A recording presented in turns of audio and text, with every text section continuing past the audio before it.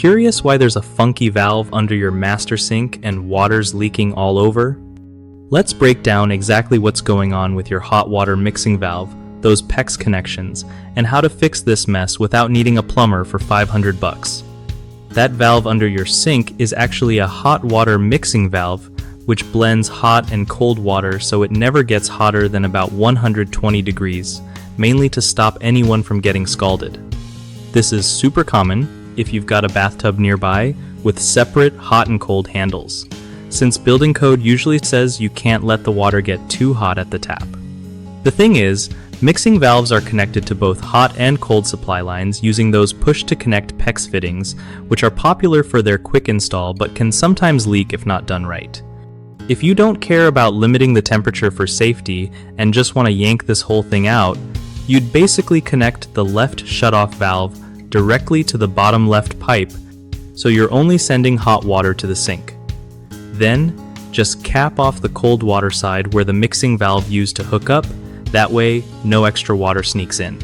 Make sure you use proper PEX crimp or push-to-connect fittings when you reconnect, and double check for leaks by running the water for a minute or two after everything's tightened down. If you spot any drips, tighten up the connections or try a new fitting. Sometimes those little rubber O-rings inside just give up after a while. And if you're not sure which type of PEX fitting to use, look for ones that match your existing pipe size, usually labeled as 1/2 inch or 3/4 inch. And stick to brass or high-quality plastic stuff for durability. Always kill the water supply before you start messing with anything, or you'll end up mopping for hours, trust me. One of the biggest mistakes people make with hot water mixing valves is not realizing they're there for safety. Removing one without thinking could lead to dangerously hot water, so keep that in mind if there are kids or older folks in the house. Another common issue is using the wrong size or type of PEX connection. Mismatched fittings lead to leaks every single time, so always double check sizing before snapping anything together. Lastly, tons of people forget to fully seat those push-to-connect fittings or don't use enough force when crimping PEX rings.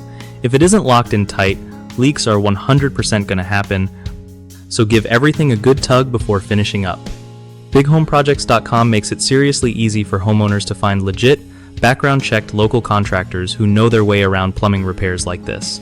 If you're a contractor looking for more gigs, listing your business on BigHomeProjects.com helps you get found by homeowners who actually need your skills. No more chasing dead-end leads.